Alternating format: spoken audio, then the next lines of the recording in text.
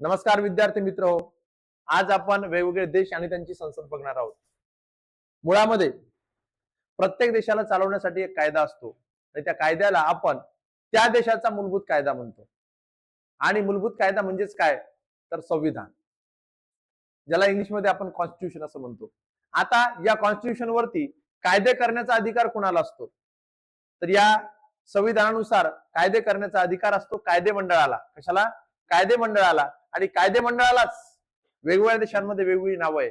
जसं की भारतामध्ये आपण त्याला संसद म्हणतो. तर बघूया वेगवेगळ्या देशांमध्ये त्या त्या देशाच्या कायदे मंडळाला कोणतं नाव आहे. सुरुवातीला आपला भारत देश आणि आपल्या भारताच्या कायदे मंडळाला आपण संसद म्हणतो. काय म्हणतो?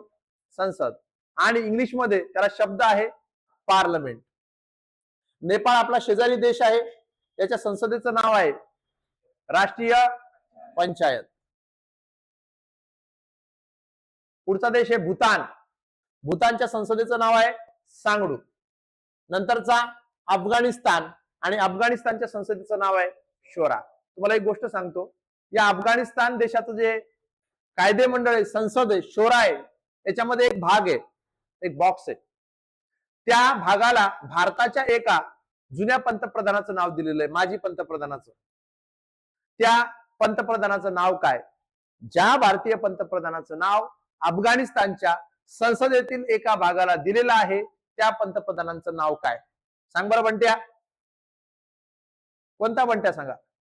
इकडची बबली सांगा, कोणाला येतं उत्तर एका आवाजात. कमी वयात नोकरीला लागायचं तर उत्तर आलीच पाहिजे. 30व्या वर्षी नोकरीला लागायचं म्हणायचं माझा खूप संघर्ष होता, मला ते मान्य नाही. तुम्ही भारतामध्ये राष्ट्रीय सुशासन दिवस साजरा केला जातो. कधी केला जातो? 25 डिसेंबरला. बरोबर आहे. कधी? 25 डिसेंबरला. पण 25 डिसेंबरला कोणाचा जन्मदिवस आहे? कोणत्या पंतप्रधानाचा जन्मदिवस आहे? सरळ सेवेवाले अटल बिहारी वाजपेयी. मग मला सांगा, अफगाणिस्तान मधल्या संसदेला आपण शोरा म्हणतो आणि त्या शोराचा एक भाग जो आहे त्याला कोणाचं नाव दिलेलं आहे?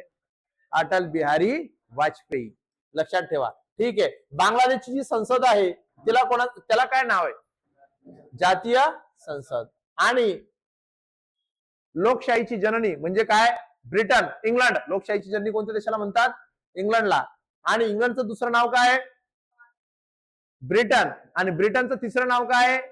United kingdom. आणि चौथं नाव ग्रेट ब्रिटन. 4 नाव आहे. एकदा घुगऱ्या खायच्या राहून गेल्या इंग्लंडच्या नावाच्या.